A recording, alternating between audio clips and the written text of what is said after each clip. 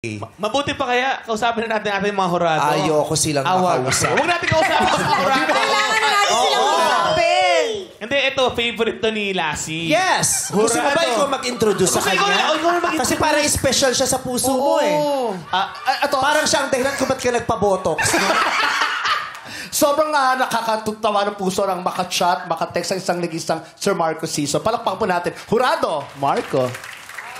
Thank you, Lassie. Hello, madlang people! So bakit pwede niyo may kwento? Paano ba kayo naging magka-text Tsaka, ni sir, ba't Lassie? parang namumula ka, sir? Hindi, ganito yun.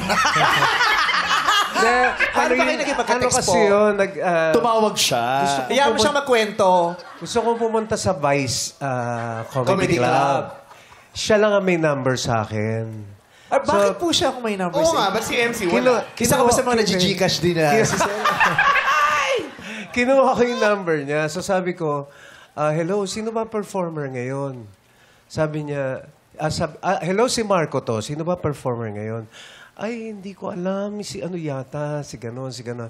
Kasi yung text niya, parang yung the way he talks also, ganon. So sabi niya, huy, huwag mo akong i-text dito. I-message mo ako sa FB ko. Saka sa Messenger. Tapos, sabi ko, Uy pa talaga. hello, si Marco Season to. Actually, ito yung pinaka-word niyo po. Huy, si Marco Season to. Kala niya daw, ibang Marco. So, balak niyang landi. Kala niya nakikipaglandian. So, hindi siya pwede dun sa ano kasi baka may makakita. So, gusto niya sa messenger. Ayun! Sino Marco ba yung Hindi, para makita ko na rin yung itsura, ganon. Sino ba yung ina-expect mong Marco? Hindi, kasi may kilala akong Marco before. Basta may kilala akong Marco, akala ko, siya yun. So, ano ba yung sabi ko? Talaga? Chat mo ako sa FB para makilala. Makita ako man lang. Eh, biglang sumagot, huy, Marco Season to.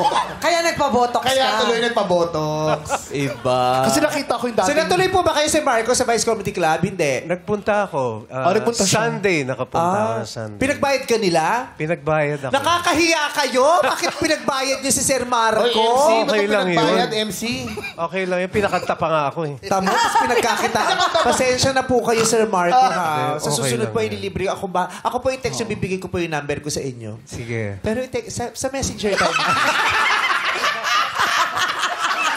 Ayan. Asawa ka na. Ayan. Kasi walang pinipiling edad si Sir Marco. Lahat nagkaka-crush dyan, no? Oo, ano ba nakasiya? Kahit anong kasarian, may kaibigan ako, tomboy, bit na bit. Oo.